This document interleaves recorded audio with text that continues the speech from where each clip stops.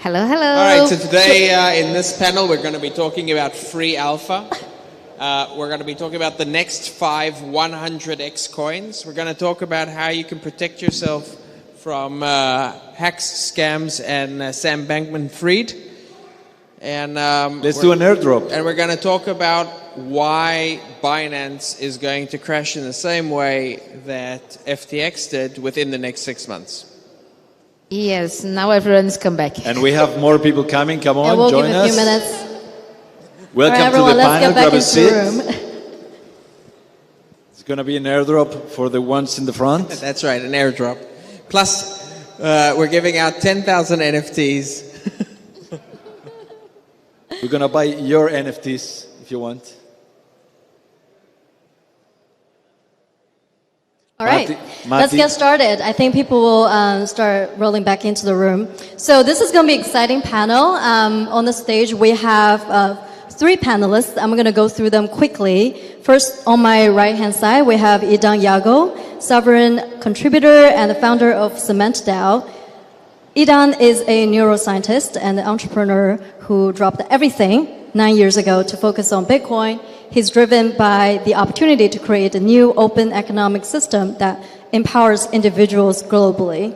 He has been pivotal in establishing the recently launched Sovryn protocol, a decentralized Bitcoin trading and lending platform. And previously, Edan founded Cement DAO, which we'll be talking about as well. And also in the middle, we have Solange. Solange is a developer advocate at Chainlink Labs. She is a blockchain developer focused on Ethereum, smart contracts, and Bitcoin. Solange co-founded Ethereum Brazil and has been working in technology for over 20 years, a regular speaker in world conferences since 2018. Solange has also won awards at Ethereum hackathons, which is bravo, that's very impressive. And also lastly, we have Gabriel Kurman, Rootstock co-founder. Gabriel is a regular speaker at international blockchain conferences with more than 20 years of experience in corporate finance and private equity. He has been involved in the crypto space since 2013 when he co-founded multiple for-profit and not-for-profit blockchain projects. And in addition to RSK, Gabriel was also the co-founder and CEO of Coinbanks, a blockchain services firm for banks and governments. And he worked at Advent International and Monsanto. So welcome, guys, to the panel. So I'm going to skip all the opening statement because I think we're going to have a lot of great questions to debate. And first of all, what is DAO? In my view, DAO is this cool, decentralized, autonomous organization that is completely led by communities and driven by smart contracts. So essentially, it's owned by nobody, but by everybody. And the decision execution will be driven upon the completion of votings by the community. It's great for technical upgrades and creativity. And honestly, I think this is by far one of the most exciting use cases in the crypto space. So I wanted to go around, just maybe one of you guys can give us like some examples. What are some live DAOs? What's your favorite and why? Well, we can talk about different kinds of DAOs. For example, protocol DAOs and maker DAO, I think it's so important on this, managing DAI, the stable coin, or social DAOs like the Bored Ape. We can also talk about different kind of DAOs related to social based like Gitcoin. I think these are 3 different DAOs that it's important and I like it. Awesome. So what is the point of DAO? I know it's a kind of an odd question, but what is the point of it, right? At the end of the day, what draws you to it? The subject, why did you start experimenting with it, and what have you discovered? So I would argue that the reason that, so first of all, DAO is a very ambiguous term. We still don't really understand what it means because we're about 10 years in, maybe 13 years into the age of DAOs. I think one thing we can agree on is it is a set of, it's a coordination mechanism or an institution which is coordinated by smart contracts or by, programmatic consensus as you described. Probably the best example of a DAO in terms of it's the most pure, the longest lived, the one with the most influence is Bitcoin. So what Bitcoin did is it demonstrated that we can take a significant institution, like one of the most important social institutions, one which has frequently been a source of corruption, and create a neutral version of it which is run with rules but without rulers, and that is the institution of money. Now I think that if you expand upon that idea, what Satoshi Nakamoto showed us, what Nakamoto Consensus introduced to the world, is this idea that we can create institutions that will provide rules that will govern the interaction between people, that will create the core institutions of our society, but that don't have administrators. Every single system that we have developed at scale up until this point, from the pharaohs of Egypt to the people who own the servers at Facebook, right, to you logging into Reddit or your bank, all of these systems have been systems which have had simple users, super users, or moderators who have more power, and at the very top you have administrators who get to decide what the rules are, get to decide who participates. In other words, they're not permissionless, and they get to decide how those rules are going to be enforced. And I think the real difference, right, in one sentence between a DAO as an institution and any other centralized system that we have is that a DAO is an institution for human coordination without an administrator. And that is a huge, massively liberating idea. One of the biggest ideas in history, I would suggest. I 100% agree. And I think it's easier to understand DAOs if we think everything that is failing in our society right now. So Edan mentioned emperors in the past. We have failing democracies right now, while still being the best system that we had in the traditional system, but we see the failures of democracies around the world. And also we see the failure of corporations, where we have this fiduciary obligation of maximizing profits when we do not maximize profits on our daily lives. We want to live in a sustainable world, in peace, in harmony. And I think DAOs, in the more broad sense of the or meaning of the word, from organizing countries, global communities in the realms of the digital world, give me a lot of hope that maybe we can find a better way to coordinate ourselves with rules that are clear for everyone and apply from, you know, the wealthiest ones in the world to the plebs, all with the same rules, with no one being able to change the rules subjectively or unilaterally. So I have a lot of hope. I think we are in the early days, and I don't think current versions of DAOs are ideal, or there's a lot of improvements or innovations. Maybe a DAO for a government, for a nation, should work in a different way than in a DAO for an NGO or similar to a corporation.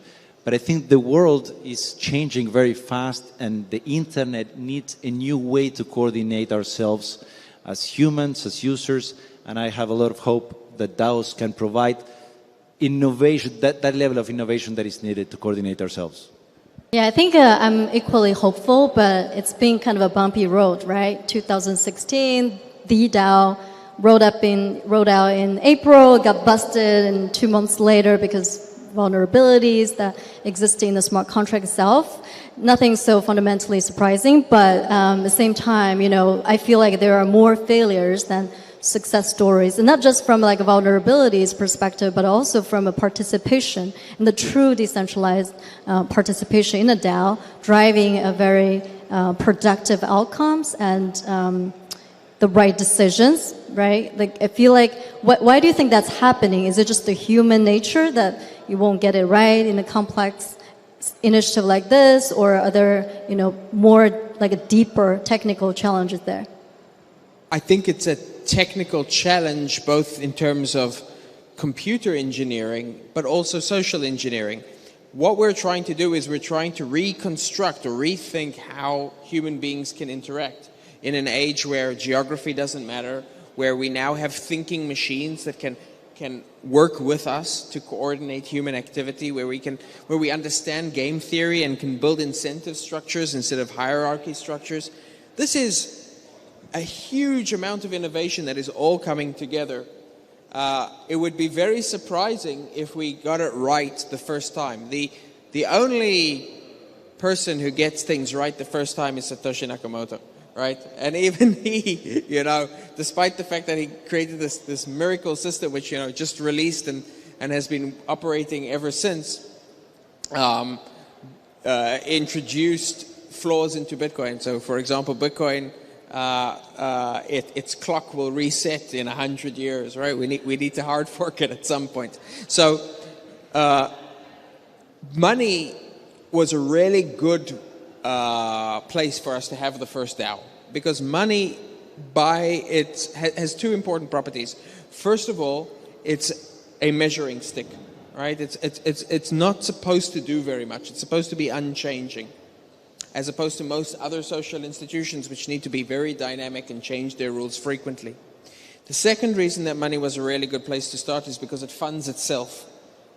And so what we're now trying to do, I think, is generalize upon the idea of Bitcoin and consensus for more ambiguous, more difficult, more complex, and more nuanced use cases, which is all of our lives. And that is going to be a painful experience, because it's literally the process of invention, a process of trial and error.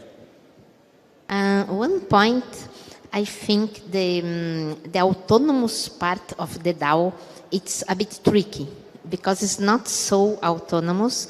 Depends of humans, depends of us, and okay, we can define the rules, but we need to be over there to execute them. So this is so important. I like having Bitcoin as the idea of the first and probably ideal DAO. Because when we talk about DAOs, we tend to think about the DeFi ecosystem or the DAO that failed in 2017. And actually what Bitcoin as a DAO did very well is these unique checks and balances, where holders of the token power is somehow divided versus the consensus provided by the miners, and then the governance decided by this crazy, impossible to coordinate governance of developers.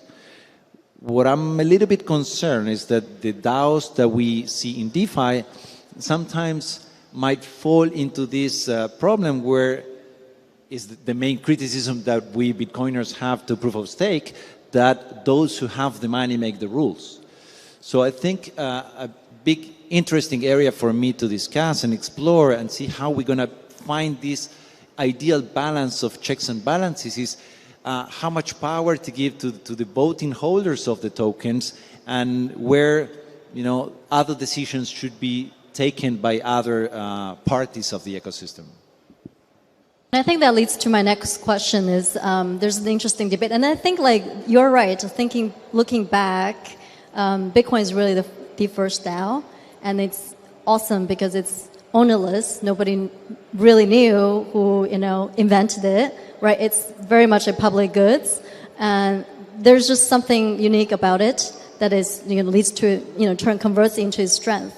And currently a lot of DAOs actually have known leaders, right? There's a leading group, there are a few people, the voting is kind of concentrated by certain exchanges. And so I guess my question to you guys is, do you think a DAO must have a leader, or is it better run anonymously? And not only one leader, but it must have leaders. It depends. When we talk about Bitcoin, no. But when we talk about DAOs in the sense of smart contracts and based rules, yes, sometimes I saw DAOs that the people, it's like, okay, do you know you, and the people don't do things waiting the other person do something. So I think the concept of be a leader must exist even in a DAO. There's no such thing as a human organization without leaders. We naturally have people who are more engaged, who are more charismatic, who are more inspiring, who are taller. And those people, you know, who use social media better or have better ideas, people will tend to follow them. And that's a good thing, because we need to galvanize. I mean, there's a reason human instinct is to find leaders. We need to have the responsibility that comes with leadership. We need to have the inspiration that comes with leadership. And we need to have, most importantly, the Schelling points that comes with leadership, something for us to gather around directionally. Now, different types of DAOs need different types of leaderships and different levels of leadership. Bitcoin has a whole bunch of leaders. It's got influencers. It's got an inspirational founder. It's got every single block has a mining pool that becomes, or you know, a miner who becomes the leader for that block. It's got leadership on different levels, and so figuring out what type of leadership is required for any given DAO is actually one of the big challenges. Do you need just a founder? Do you need a pope? Do you need a charismatic leader? Do you need someone pseudonymous, or do you need someone with a face? These are very, very circumstance dependent, just like any human organization is going to need to be a little bit different based on its objective. What I would add is maybe there is a DAO life cycle. Maybe the kind of leadership or rules are not the same when a DAO or a project is being born, that 10 years later. Something I think that we learned from the traditional way of coordinating humans, many countries or republics started with a charismatic group of leaders. And it would have been impossible to gather everyone behind a certain goal without those leaders. But in the long term, I think the best democracies or coordinations that we've had in the history of humanity are those who at the end had strong institutions and rules and values that we gathered all together on a certain direction beyond the leaders. I think that's a good point, and I'd draw a distinction between a leader and a manager or an admin, right? Leadership is the ability to persuade, right? It's voluntary. People opt into their leader, whereas a boss, an administrator, a dictator, a president, these are monopoly positions. They're positions where the institution provides the power to the individual rather than the individual getting the power through the force of their own persuasion. We can think about the leaders in DAOs, like the people who are creating the proposals, for example, who are putting their ideas on the table. Yeah, that was really good points. Thank you, guys. But bringing us back to the earth a little bit, right? Like, what's on a day-to-day basis? How do you experiment it? Like, at Sovryn, at Cement DAO, or the decentralization initiatives that you guys are involved? How what are some challenges and maybe learnings? The biggest challenge is to know what the hell you're trying to do. What are your values? What are your objectives? On the basis of that, you're going to architect a set of incentives, right? And then those set of incentives need to be governed by a set of rules. So for example, with Sovryn, we wanted to have a system where arbitrary decisions cannot be made by individuals. We wanted a system which has a long-term focus. We wanted a system that would be censorship resistant. We wanted a system that would be permissionless, and we wanted a system that would be able to adjust to changing circumstances, unlike Bitcoin, which we don't want it to adjust. And so we created Bitocracy. Bitocracy is designed in such a way that people have a vote, but the power of their vote increases on the basis of how long they stake for, on a quadratic basis. This is incentivizing them to stake for a long period of time. That's incentivizing them to have a long-term approach. And they're incentivized because the system generates revenues, and the longer you're staking for, the more you're earning of these revenues. And also we made sure that while you were staking, there was nothing. There was no way for you to get a derivative of that stake and sell that stake or tokenize that stake, because that would mean that the long-term incentive could be just sold off, and we would lose the power of those incentives. And so it was about architecting the rules, the limitations, and the incentives that people were going to have.